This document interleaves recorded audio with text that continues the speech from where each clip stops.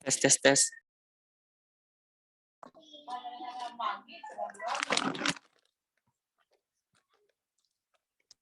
Halo, udah mulai belum?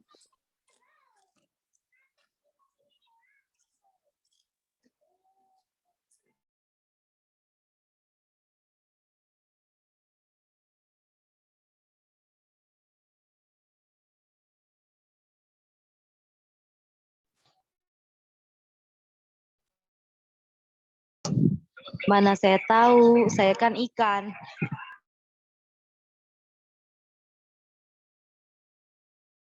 Oh, ya udah.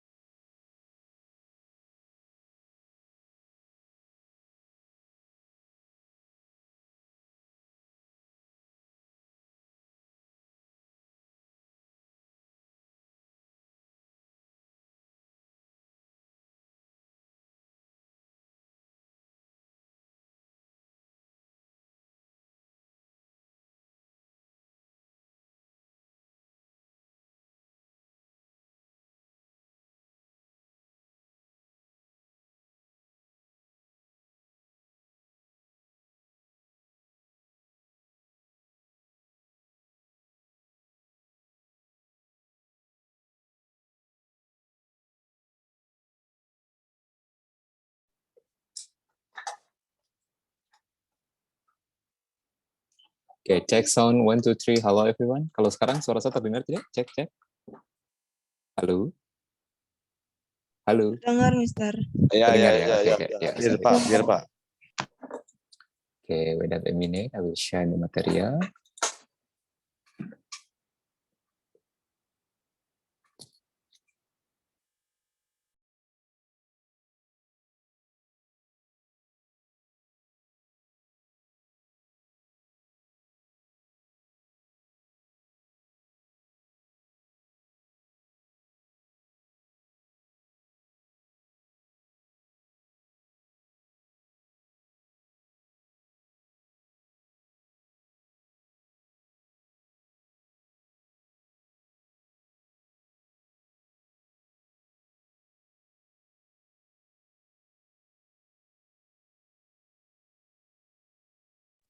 Belum. Oke, kita mulakan saja. Bismillahirrahmanirrahim. Assalamualaikum warahmatullahi wabarakatuh. Waalaikumsalam warahmatullahi wabarakatuh. Okay, firstly, I say sorry. My apologies because my device is not capable to share ini ya, apa namanya? Bukan share sih ya. Tuh, kalau ini saya coba start video, kelihatan nggak sayanya di situ? I try to open up my camera. Can you see my face? Bisa dilihat di situ? Or not? Iya, Mister. Oh, kelihatan ya, soalnya di device saya nggak kelihatan. Oke, dan pada kesempatan kali ini kita akan melanjutkan materi yang sudah kita bahas di previous meeting sedikit saja ya. Tapi materi ini sudah saya share di WhatsApp group, yaitu berkaitan dengan executive summary. Ini materi ke-7 yang pernah saya share dulu. Jadi tidak perlu saya share ulang ya. Sebelum UTS, saya sudah pernah share materi ini, yaitu tentang executive summary, yang nanti pada kesempatan kali ini akan kita bahas lebih detail apa itu executive summary dan digunakan untuk apa. Ya, let's start. Executive summary. The first one is going to the definition. Seperti biasa ya, dalam suatu materi selalu saya sampaikan definisi di awal-awal. The executive summary here is the one part of a business plan. Ini our business plan. We don't need this one. Jadi executive summary ini adalah bagian yang memang ada dalam suatu business plan. Selalu ada gitu dalam business plan ya. Jadi tidak ada business plan yang tidak mengandung executive summary. Executive summary. Jadi nanti harusnya kalian disuruh membuat business plan gitu ya, business plan. Business plan yang di dalamnya terkandung executive summary. Jadi executive summary ini biasanya dibuat terakhir setelah Anda menyelesaikan business plan Anda. Biasanya begitu ya. Tapi ada juga yang dibuat di awal, baru Anda membuat jadi dia di awal dulu, baru dibuat part-part yang lainnya. Jadi executive summary itu rangkuman gitu. So the executive summary contain a brief summary of the business that you will inform others in the term of, for example, investor. Jadi executive summary itu berisi tentang ringkasan, namanya summary berarti ringkasan. Berarti berupa ringkasan singkat dari suatu bisnis yang akan Anda informasikan ke berbagai pihak yang berkepentingan. For example, misalnya investor. Nah, biasanya memang investor itu kan sibuk kan, mereka tuh sibuk gitu. Mereka rata-rata orang yang punya jabatan, mereka memang tingkat kesibukannya sangat tinggi sehingga mereka tidak akan sempat untuk membaca bisnis plan Anda secara keseluruhan. Jadi bisnis plan tersebut harus dibuat rangkuman supaya mereka easier to understand gitu dan faster ya. Mereka lebih mudah dan juga lebih cepat untuk memahami apa yang terdapat di dalam bisnis plan tersebut gitu. Nah, yang terdapat dalam bisnis plan tersebut itu lebih mudah dipahami ketika dibuatkan executive summary atau rangkumannya gitu. Jadi rangkuman ini berisi keseluruhan ya, dari keuangannya, prospeknya, kira-kira profitnya berapa, strategi yang digunakan seperti apa, timnya yang ikut nanti siapa saja, tetapi hanya dalam beberapa lembar gitu ya, atau beberapa paragraf. So the executive summary can also be called a business summary, which includes various information that describe how the business is run, from the production process to the target market, and therefore the business summary should not be made carelessly. Jadi rangkuman ini juga disebut sebagai rangkuman bisnis gitu. Maksudnya tadi kan bisnis plan ya. Jadi ini juga disebut juga sebagai rangkuman bisnis yang meliputi berbagai macam informasi yang mendeskripsikan bagaimana bisnis tersebut dijalankan. How to run the business, ya, bagaimana menjalankan bisnis tersebut, bagaimana proses produksinya, berapa target marketnya, terus kemudian tadi ya berapa dana yang dibutuhkan, siapa saja timnya, kira-kira berapa lama waktu yang dibutuhkan untuk uang investor itu kembali, dan lain sebagainya. So the summary will briefly include various important information related to the business plan being carried out starting from the type of product, production process, required budget, target market, to customer marketing method. Jadi rangkuman tersebut itu secara singkat meliputi berbagai macam informasi penting yang tadi sudah saya jelaskan di atas tadi, meliputi tipe produksinya apa, gitu, terus kemudian proses produksinya, budget yang diperlukan, bagaimana memarketkannya, target marketnya, dan metode-metode untuk memarketkan produk tersebut, metode-metode marketing yang dipilih.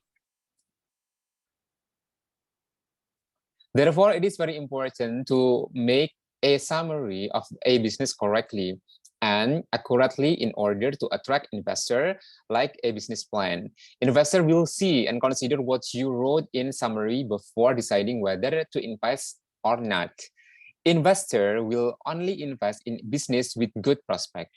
Jadi di sini kita bisa melihat bahwa very important untuk membuat summary ini ya, business summary ini secara tepat dan juga akurat gitu, secara benar dan juga tepat gitu ya.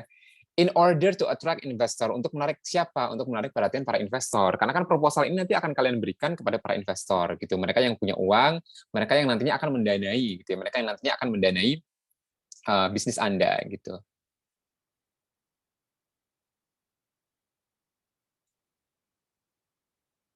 Oke, so like a business plan. Jadi seperti business plan bahwa investor will see and consider what you wrote in the summary before deciding whether to invest or not. Investor will only invest in a business with good prospect. Jadi seperti pada dasarnya business plan, jadi summary ini lebih ringkas banget, hanya terdiri dari beberapa halaman, sehingga para investor tersebut akan mudah untuk mengambil keputusannya, take decision making, untuk memutuskan yes or not gitu. Mereka mau menginvestkan uangnya atau tidak gitu. Ketika melihat summary yang sudah Anda buat di situ, you make a summary, terus kemudian mereka melihat kira-kira prospek atau tidak, kira-kira akan beneficial atau tidak buat mereka, memberikan profit yang tinggi or not. Jadi sehingga mereka bisa memutuskan is it yes or not gitu ya, ya atau tidak, didanai atau tidak gitu.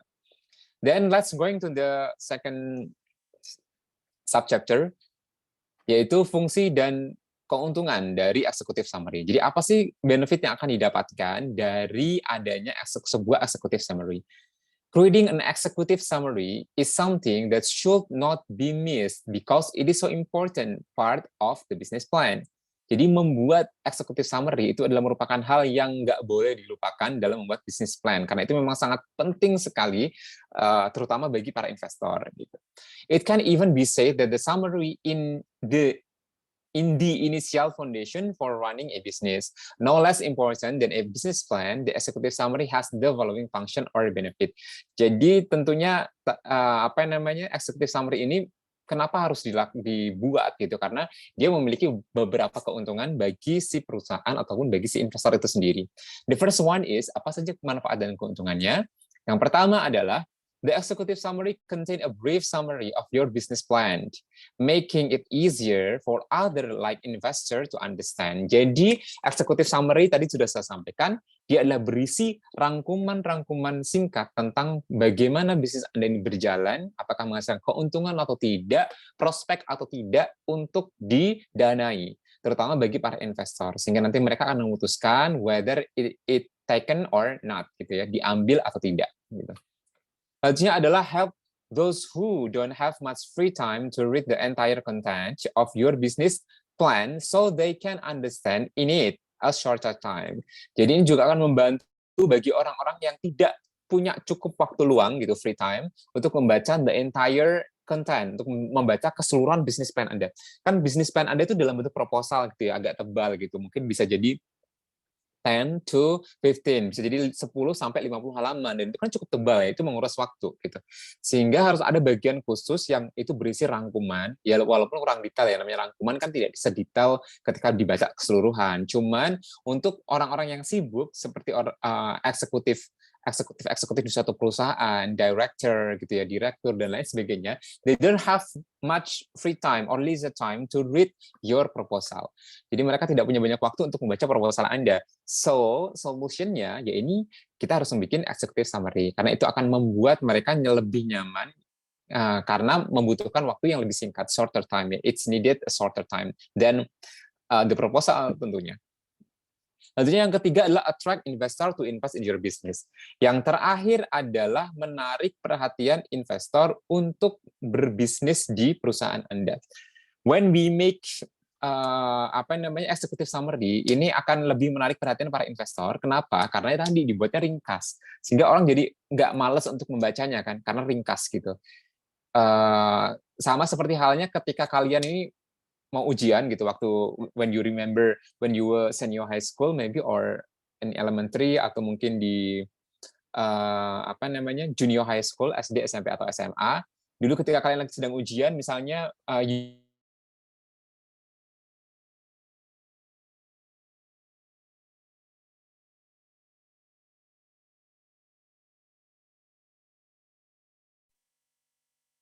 sorry, apa ada something wrong? Suara saya masih bisa didengar? Cek, cek. Halo? Mister. Bisa ya? Oke. Soalnya kok di saya tutut mulu ini tadi. Kayak jaringan ya. Nah, misalnya you have a book like that gitu, tetapi di bagian belakang di sini ada summary-nya gitu ya. I don't know who calling me.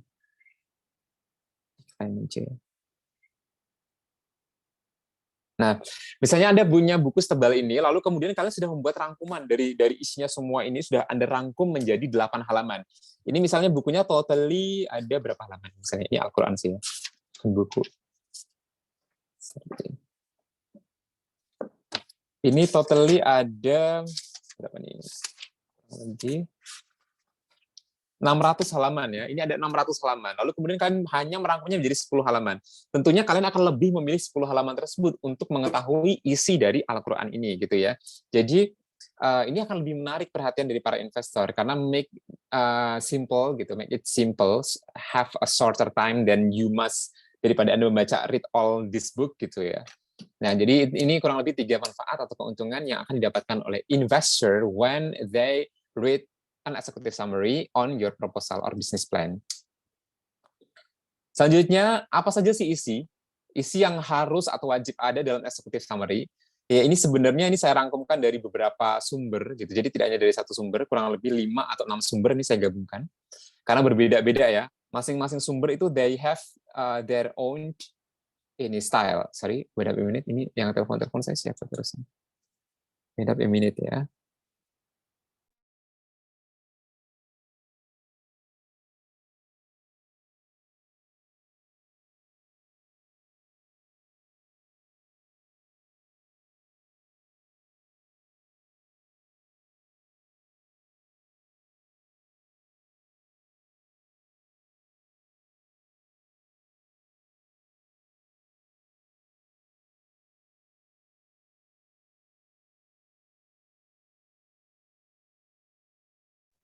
Oke, I need a time ya, a minute lah, beberapa menit, sorry, some minute untuk mengexplain karena ini orang PLN lagi telepon gitu, karena di rumah baru saya lagi dipasang listrik gitu.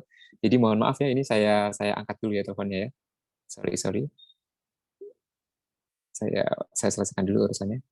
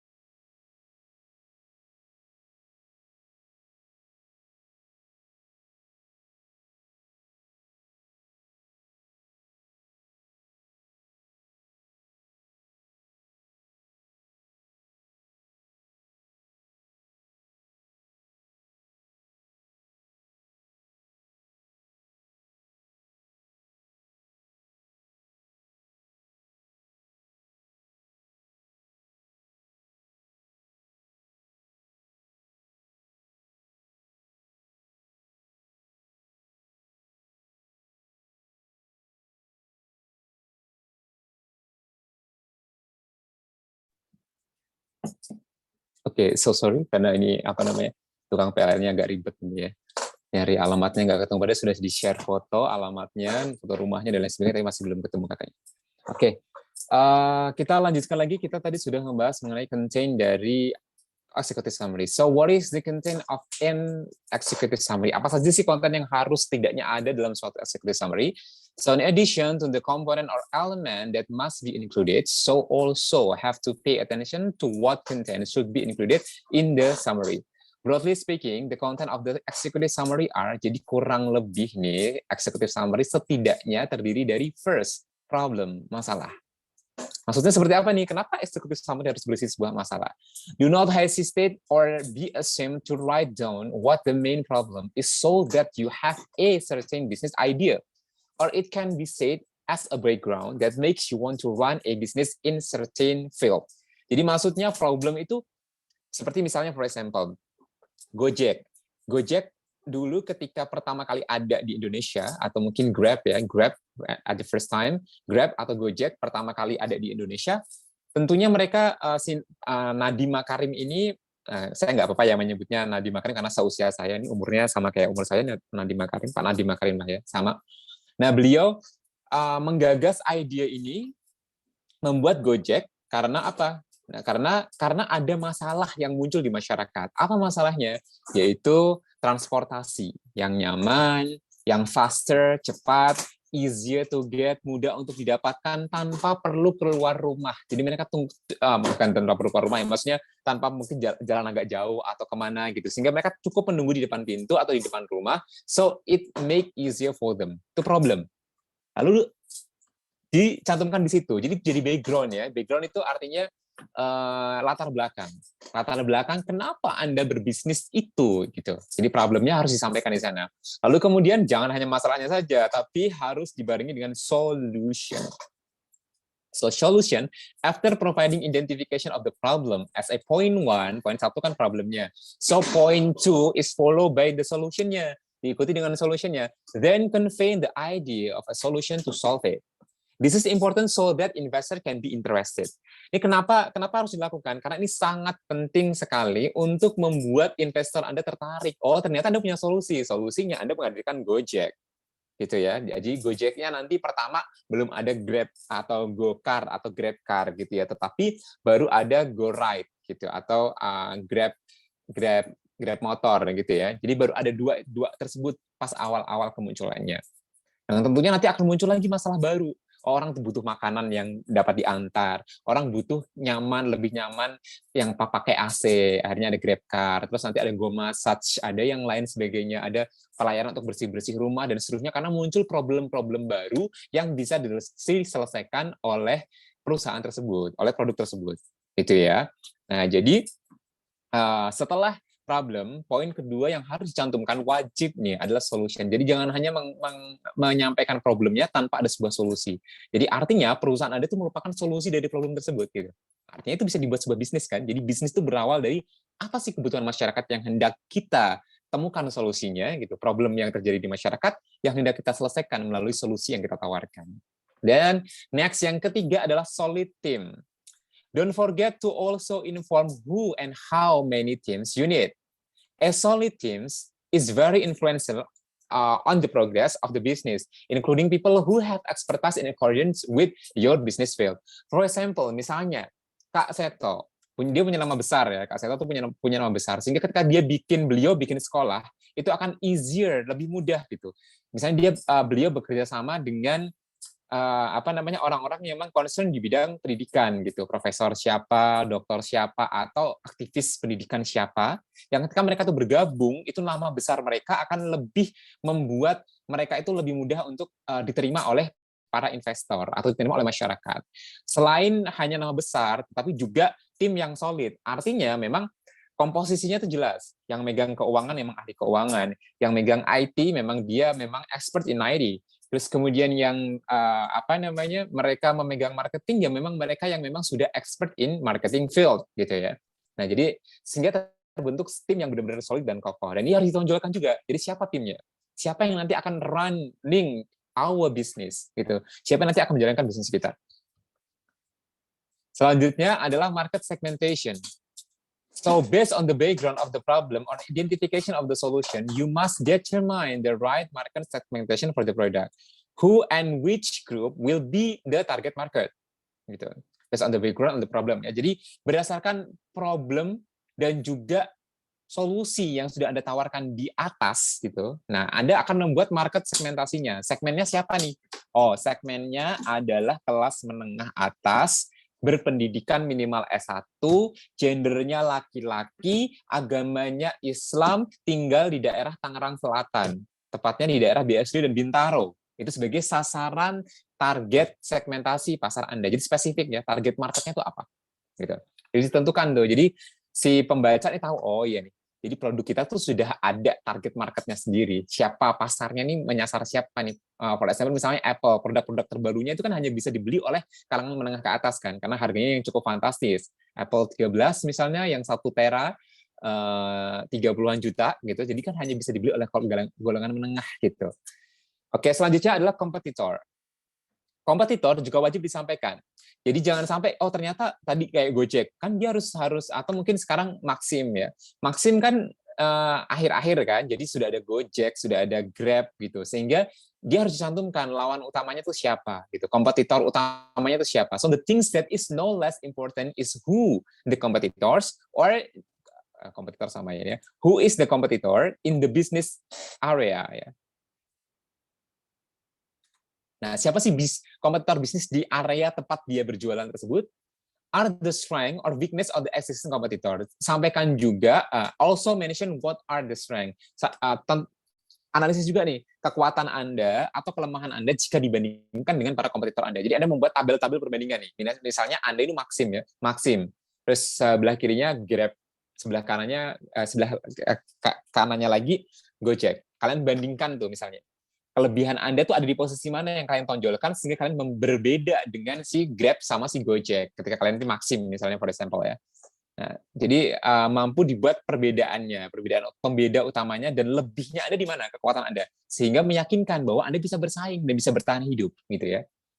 Selanjutnya adalah summary about finance. Ini juga penting nih, relate dengan finance karena pendanaan ya. So it is very impossible for every single business, akan guarantee it to run without capital money. Nggak ada satupun bisnis yang bisa berjalan tanpa adanya money, gitu ya. Karena money ya namanya bisnis tujuannya adalah money oriented to get profit, to get a lot of profit as we can reach gitu ya, yang bisa kita peroleh sebanyak-banyaknya, sehingga tentunya membutuhkan modal. Sehingga struktur modalnya harus di breakdown dalam finance yang jelas. Modalnya dari mana asalnya. Terus kemudian berapa ROI-nya, return on investment-nya, berapa ROE-nya, return on equity-nya, berapa ROA-nya, return on asset-nya, berapa aset yang dipunya, berapa modal sendiri yang dimiliki oleh perusahaan, berapa total utangnya, lalu di breakdown lagi kira-kira profit yang akan mereka dapatkan nanti seperti apa, dan how to get the profit, bagaimana cara mendapatkan profit tersebut. Ini adalah rangkuman dari finance, tapi singkat ya, ini nggak yang banyak-banyak, karena ini executive summary. Selanjutnya adalah achievement-nya. Finally, also mention what you have achieved with the business so far. For example, how much profit can be obtained while running the business. Jadi achievement-nya di sini pencapaian ya. Achievement itu prestasi. Sejauh ini pencapaian kalian apa nih? Gitu. Oh, bisnis Anda sudah menghasilkan profit yang sangat tinggi misalnya. Oh, ternyata bisnis Anda sudah diterima oleh masyarakat luas di pasar. Bisnis Anda sudah mendapatkan banyak tawaran kerjasama oleh pihak-pihak lain, itu prestasi. Jadi tonjolkan prestasi-prestasi yang dipunya berkaitan relate dengan bisnis yang akan Anda jalankan nanti. Oke, next. Material adalah apa ini? Ini terakhir ya. Konten terakhirnya ada 18 tips.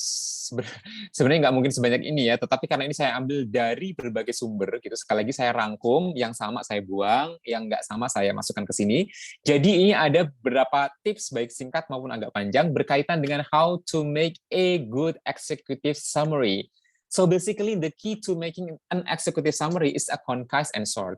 Ya pada dasarnya, prinsip utama membuat executive summary yang bagus adalah concise, ringkas, dan pendek. Nah, ringkas dan pendek tetapi mampu mencakup makna yang sebenarnya. So it is usually only consists of 3 or 5 pages. Nah, tapi seperti tadi saya bilang ya, executive summary ini hanya terdiri dari 3 sampai 5 halaman. Jadi maksimal 5 halaman, minimal 3 halaman. And still include important information yang tentunya informasi-informasi penting nggak kelewat dicantumkan di dalam 3 sampai 5 halaman tersebut. Tadi ya, 7 informasi ini minimal ada. Boleh ditambahkan yang lain. Misalnya 7 informasi ini baru 2,5 halaman, tambahkan informasi yang lain, gitu boleh. Gitu ya. Tapi jangan lebih dari 5 halaman, karena jadinya panjang. Ya. Karena kan summary, ringkasan, jadi harus pendek. Here are the tips for making a good executive summary. Kurang lebih ada 18 tadi. The first one is try to keep it short. Jadi artinya tetap pertahankan bahwa executive summary ini pendek, jangan panjang-panjang, gitu ya. Executive summary. Yang selanjutnya adalah use a strong language style. Gunakan bahasa yang kuat. Bahasa yang kuat itu artinya mengajak mereka, mampu mendorong mereka, gitu ya. Artinya ajakan-ajakannya menggiurkan, gitu ya. Jadi language style-nya itu nggak lemah, gitu. Jadi dia cukup strong enough sehingga bisa menarik perhatian dan memanjakan mata pembacanya untuk tetap membaca executive summary Anda. Jadi jangan sampai, wah ini bahasanya bertele-tele, nggak jelas, terus kurang menggigit, kurang greget gitu ya. Yang kalian rangkum di situ sehingga membuat orang jadi tidak tertarik dengan executive summary Anda. Jadi harus menggunakan language style yang strong. Selanjutnya adalah formulate the problem. Formulasikanlah masalah. Tadi ya yang ada di poin pertama, tadi kan masalah ya. Nah, jadi formulasikanlah masalah yang ada. Maksudnya diformulakan dengan ya tepat gitu ya. Masalah yang muncul itu harus digambarkan dengan jelas sehingga orang tuh oh iya ya, ini masalahnya. Lalu solusinya apa? Nah, ini provide solution to the problem rises. Tadi ya harus ada nih. Jadi gambarkan masalah dan juga solusi secara jelas gitu. Janji jangan terlalu bertele-tele tapi secara jelas dan gamblang sehingga orang yang baca tuh iya ya, paham banget gitu. Tanpa bertanya dia paham gitu. Itu yang bagus gitu ya. Selanjutnya adalah introducing the team.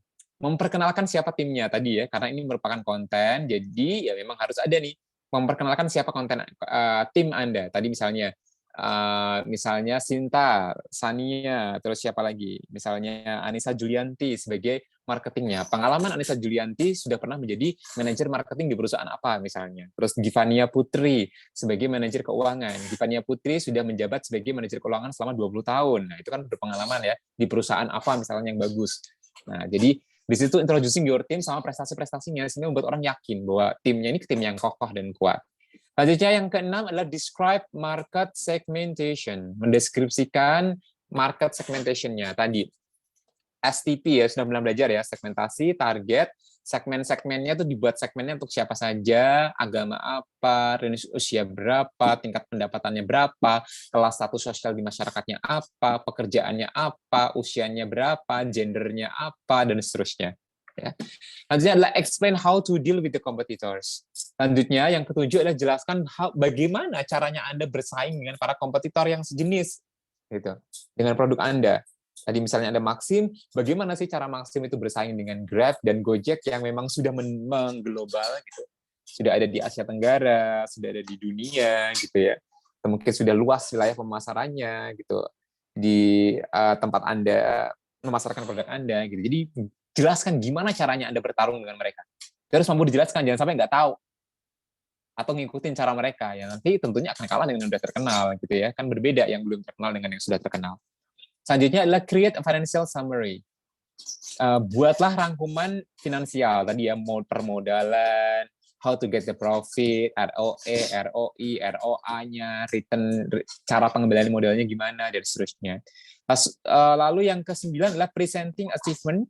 Jadi apa saja sih pencapaian-pencapaian, target-target yang sudah pernah diperoleh gitu. Prestasi-prestasinya dicantumkan di situ seperti ada di sini tadi. Selanjutnya adalah include an executive summary at the end of the business plan session. Jadi masukkan executive summary itu di bagian belakang, sesi paling terakhir dari proposal. Jadi halaman terakhir proposal kalian isinya adalah executive summary. Halaman terakhir ya, last page. Last page-nya adalah halaman terakhirnya adalah executive summary. Jadi jangan taruh di awal gitu ya, karena kita itu harus membuat dulu bisnis plan-nya, baru bisa membuat executive summary-nya di ujung-ujung gitu ya. Jadi investornya nanti langsung buka halaman bagian belakang-belakang, langsung melihat executive summary kalian. Selanjutnya adalah customize with reader. Customize with reader itu artinya customize kan custom ya, artinya disesuaikan dengan keinginan dari si pembacanya. Siapa pembacanya? Kalau pembacanya investor, ya berarti lebih ditonjolkan sisi apanya nih? Sisi pengembalian modalnya misalnya. Kalau misalnya yang dikasih proposal ini adalah bank, ya misalnya tonjolkan sisi kekuatan permodalan Anda misalnya, atau misalnya yang dikasih proposal ini adalah supplier, maka tonjolkan bahwa produksi Anda ini berjalan dengan lancar, misalnya tim Anda ini cukup bagus mengelolanya, produksinya dengan mesin teknologi terbaru, dan lain-lain. Jadi tergantung proposal ini nanti akan Anda arahkan kemana. Jadi isi executive summary-nya lebih poin mana yang akan ditonjolkan, itu tergantung siapa reader Anda. Ya, pembaca proposalnya siapa. Selanjutnya adalah prioritize business strength. Prioritaskan pada keunggulan-keunggulan bisnis Anda. Jadi jangan banyak bercerita tentang tentang pesaing-pesaingnya, malah misalnya kalian Maxim, malah banyak cerita tentang Gojek, banyak cerita tentang Grab, ya jangan. Tapi lebih ceritakan kepada si Maximnya sendiri, letak kekuatan si Maxim ini ada di mana gitu, dibandingkan dengan si kompetitor yang tadi. Jadi lebih banyak membahas seputar bisnis Anda, gitu ya. Terutama kekuatan-kekuatannya. Jadi jangan fokus kepada kelemahannya. Kelemahannya itu justru ditutupi gitu ya. Sedikit saja disampaikan gitu. Tapi lebih banyak membahas mengenai kekuatan-kekuatan yang ada dalam bisnis Anda. Selanjutnya, the executive summary contain a summary of your ideas, and message. That is, the executive summary is written in short, concise, clear, and has selling point. This section contains your identity, the types of business you will create, the type of product you will be, the problem you are currently facing on the problem solving, detail on the required capital, the payback deadline, and so on. This method is intended so that reader want to invest time and capital for you. Jadi executive summary ini berisi tentang ide dan gagasan Anda. Nah, isinya ada banyak ya, di sini tadi sudah dijelaskan. Jadi harus mampu nih menuangkan ide dan juga message-nya harus nyampe. Jadi jangan sampai sudah dirangkum jadi 3 halaman, tapi tetap nih pesannya tuh nggak nyampe ke pembacanya gitu. Jadi ideas dan message-nya harus Anda pastikan bahwa kontennya ini berisi tentang gagasan-gagasan dan juga pesan yang bisa tersampaikan dengan baik oleh pembacanya, gitu ya, kepada pembacanya. Selanjutnya adalah write it down at the end, sama kayak tadi ya, tulis di bagian akhir. Nah, note that the executive summary is only 1 or 2 pages long. Oh, kalau ini pendapatnya malah cuma 1-2 halaman ya. Kalau yang di awal tadi kan 3-5 halaman gitu. Ya, 3-5 pages. Tapi ini menurut pendapat ahli lain 1-2 halaman, gitu ya. Jadi berarti kita bisa mengambil kesimpulan 1-5 halaman ya. Karena beberapa ahli ada yang 1-2, ada yang 1-3, ada yang 3-5, tapi jarang yang melebihi 5. Jadi I can make a conclusion bahwa executive summary bisa dibuat sebanyak 1 halaman sampai 5 halaman, gitu ya. Kalau Anda merasa 1 halaman cukup untuk menggambarkan bisnis Anda, ya 1 halaman saja sudah cukup, gitu ya. Tapi kalau merasa nggak cukup, 2, 3, 4, atau maksimum 5 pages, 5 halaman. Adapt to the intended reader. Jadi adaptasi dengan intended reader, pembaca yang intend. In addition to investor, the executive summary is also an important requirement for several banks in the process of applying for a loan. In this case, of course, the information required by the bank is different from the investor. Seperti tadi saya bilang ya. Jadi beradaptasi dengan siapa proposal ini akan ditujukan kepada siapa, gitu ya? Apakah ditujukan kepada investor? Apakah ditujukan untuk bank? Apakah ditujukan untuk pihak-pihak yang akan bekerja sama dengannya? Misalnya kayak tadi supplier gitu dan lain sebagainya. Jadi tentunya di sini bahasanya pun akan disesuaikan dengan siapa yang akan menerima proposal tersebut. Meanwhile, investors are generally interested in the business opportunities being run, so they need to be convinced that the business they are running is very much needed by the community as has high value, gitu ya. Jadi ya secara umum kalau investor ataupun siapapun pihaknya yang berkepentingan tersebut pasti mengharapkan adanya peluang itu dalam bisnis tersebut, gitu, ada peluang gitu. Oh iya, ini ada peluang. Setidaknya ada peluang untuk berjalan dengan baik yang nantinya akan menghasilkan pundi-pundi uang dan memiliki nilai tambah gitu. Jadi uang mereka punya nilai tambah. Yang tadinya invest 10 juta, uangnya nanti akan kembali jadi 16 juta atau 20 juta dan seterusnya gitu. Jadi ada nilai tambah hasil dari bisnisnya gitu. Nah, selanjutnya adalah show the business strength. Tadi sudah juga ya. Tunjukkan kekuatan-kekuatan apa saja yang ada dalam bisnis Anda gitu, sehingga itu akan lebih menarik perhatian para investor. Lalu kemudian adalah showcase and show off experience. Jadi tunjukkan pengalaman-pengalaman Anda gitu ya. Misalnya tadi ya prestasi sih, bisa jadi prestasi atau pengalaman Anda. Oh, Anda sudah menangani berbagai macam proyek, baik proyek dari pemerintah daerah, pemerintah kota, perusahaan swasta dan lain sebagainya. Dan itu merupakan bagian dari experience Anda yang bisa Anda tonjolkan sehingga Anda terpercaya gitu ya. Selanjutnya adalah persuasive and positive language style. Kita sampai jam 2 ya. Around 3 minutes again. Ini pas nih yang terakhir. Gunakan bahasa yang positif dan juga persuasif. Positive and persuasive. Itu bahasanya ya. Positif artinya ya kalimat-kalimatnya itu optimis gitu ya, optimis bahwa Anda akan berhasil, Anda akan menghasilkan pundi-pundi keuntungan, produk Anda akan disukai oleh masyarakat, banyak pembelinya dan seterusnya, itu positif. Jadi jangan kalimat-kalimat yang pesimis gitu, tapi yang positif. Lalu kemudian persuasif, upaya untuk mengajak dan mempengaruhi mereka gitu. Jadi mempengaruhi pembaca untuk mau menginvestasikan uang yang mereka punya, gitu ya. Oke. So that's all of material today. Maybe before I close, maybe any question? Kalau enggak, saya cek dulu nih absensinya. Saya stop sharing. I want to check who's come today. How to check it on this one?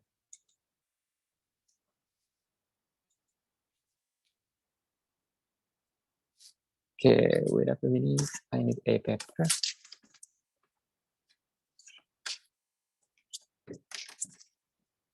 Oke, sebentar ya. Saya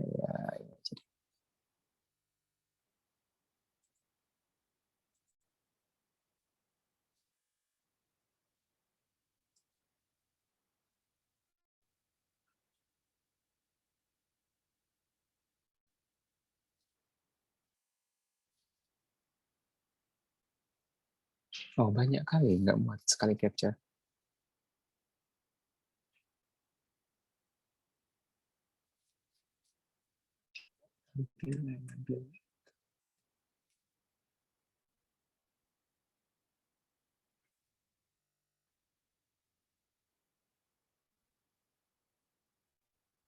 Oke. Nah, sekarang saya cek untuk absensinya Anissa Fatma. Sudah saya capture sih. Saya cek Anis. Oke. Miss doang ya. Mister. Oke, ya. Anissa Julianti. Hadir, Mister. Oke, nice. Edo. Saya Mister. Oke. Vicky.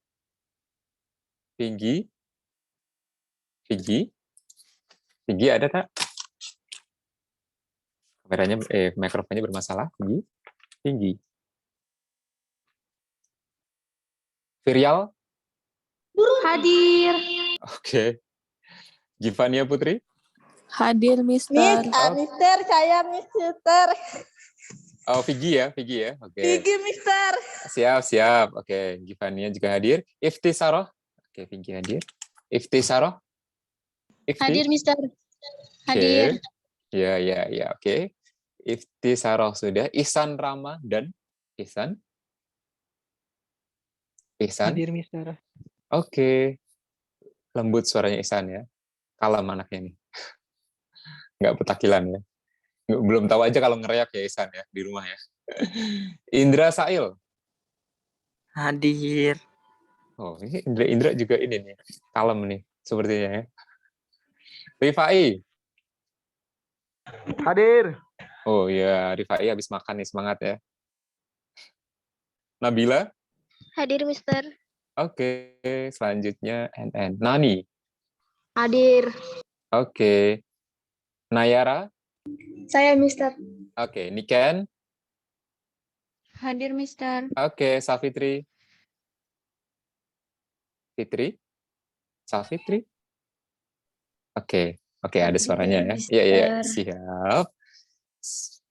Nurima? Hadir, Mister. Oke, nice. Nur Syabani? Octavia? Hadir, Mister. Oke, nice. Putri? Samharita? Hadir, Mister. Oke. Putri Samharita. Ratna Dewi? Hadir, Mister. Oke, Rai Muhammad? Hadir nih, Mister. Mie apa nih? Mie kuah. Rasti Violeta? Resti? Hadir, Mister. Oke. Rifki Pratama? Saya Miss, hadir Miss. Mister. Wis. Nyonya, nona. Oke, selanjutnya, siapa tadi? Rifki sudah. Risma Hawilah. Risma? Hadir, Mister. Oke. Rizal Diritwan? Hadir. Oke. Shirley Salasabila? Shirley? Hadir, Mister. Oke. Next is Cynthia Bastian. Hadir, Mister. Oke. Siti Halimah? Hadir, Mister. Siti Hamidah? Hadir, Mister. Oke. Wilda Deborah? Hadir, Wilda? Mister. Oke. Two more. Yonatan Nathanael? Hadir, Mister. Oke. The last one. Zidan Pamungkas. Zidan Pamungkas? Oh, terlahir nih. Zidan. Oke, hadir ya pasti ya Zidan ya. Oke. I think it's quite enough for this time. I say thank you so much already coming to my class. See you next week, all my beloved college student. Assalamualaikum warahmatullahi wabarakatuh. Waalaikumsalam warahmatullahi wabarakatuh. Terima kasih, Mister. Anytime, pleasure. Waalaikumsalam warahmatullahi wabarakatuh. Masih Miss, Mister. You're welcome. See you next time.